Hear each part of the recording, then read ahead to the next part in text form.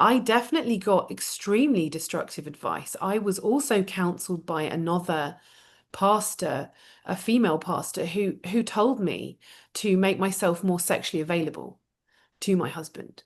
And again, that was deeply destructive for me, and as a woman, as an individual, to my sexuality, and to ultimately to my position as a wife in the marriage.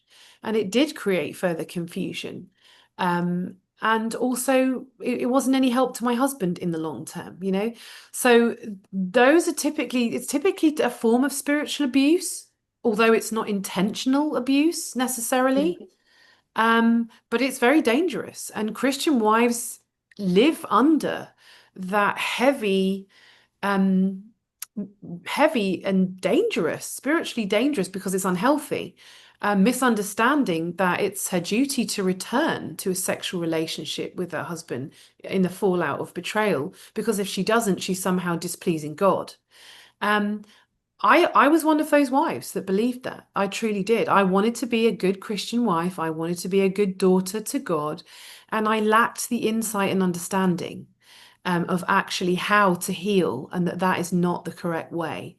It's not conducive Yeah. to beginning the recovery on for both partners on both sides. So the trauma lens changes all of that. Um, Again, for the partner and for the betrayer. And that's so important, that if pastors can see through the lens of trauma and actually start digging with the husband, for example, well, let's look at why this is happening. Why have you done this? I mean, in my situation, no questions were asked.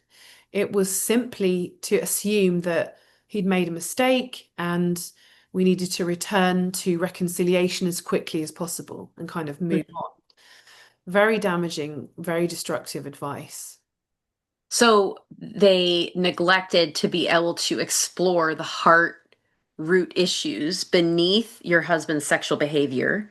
And they also operated with an assumption that he was being truthful, that what had come to light was all there was, Yes. when I'm sure that wasn't true, was it?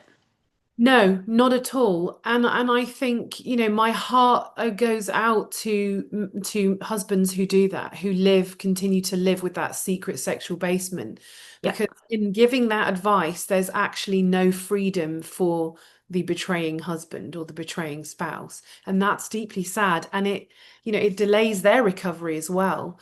But no, I mean, it doesn't, if pastors and pastoral staff don't ask the questions and do the deeper digging to find out, well, what's the roots of this behavior, Hmm. rather than trying to save the marriage and quickly move on, then the whole process will be sabotaged and there can't be any healing. There can't be true reconciliation or restoration, because you've got two very broken partners, no healing, no understanding, no insight. It's not going to Yeah. go anywhere. And it's important, I think, for people listening to this who are not trained in these problematic sexual behaviors and betrayal trauma to understand that 98% of people with unwanted sexual behavior are not going to be truthful and upfront from the get-go. So the assumption, rather than, oh, well, he did this one thing and he's sorry, so it's time to forgive and move on, the assumption needs to be, this is the tip of the iceberg. There's far more below the surface, Mhm. and I'm not the person to explore that. That's not something that a pastor or a spiritual leader or even a therapist who's not trained in therapeutic disclosure is capable of really digging into, because this is like a deep dark mine that requires scaffolding and supports and lots of special equipment to dive into and to minimize the fallout for the partner. Yeah, I mean, I love your analogy there of specialist equipment before you start digging into. That's so true. That's an excellent way of putting it. Very much so. And again, I think our heart towards pastoral staff has to be one of mercy and Yes. understanding that they need equipping. Yeah. Um, and that's going to be fundamental, I think, moving forward for Christian wives and husbands who Yeah. struggle with this, either the secret sexual basement and then, the fallout of discovery or disclosure of betrayal. If ultimately, if we're going to save marriages, Hmm. the church will need to be well equipped with that, with the proper tools, with that equipment. So yeah, that's really good Or what you to say. stay with the fact that they are like the general practitioner Mhm. and to refer to the cancer specialist. You know, like that analogy of like maybe that's not they're within their jurisdiction of being able to dive deep into that because it's such a specialized niche.